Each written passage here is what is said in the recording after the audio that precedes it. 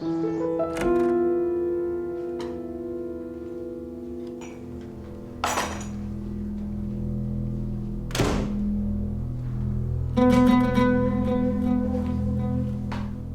आज रात में बात करेंगे और ये खतरनाक औरत करीम साहब को किसी न किसी तरह हमें घर से निकालने पर मजबूर कर ही देगी।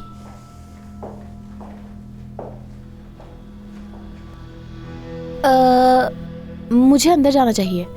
जाना साहिबा को कोई काम ना हो मुझसे। क्या सोच रही हो नसीन?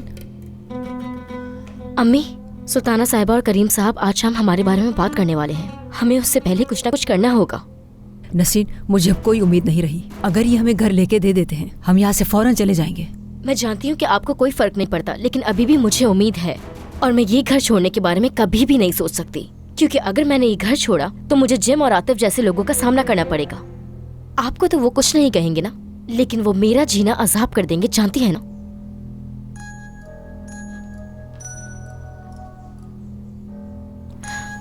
ये ले, मुसीबत का हल खुद चल कर आ गया। सोना मदद करेगी अगर मैं उसे बताऊं। हेलो, कैसे हो सोना?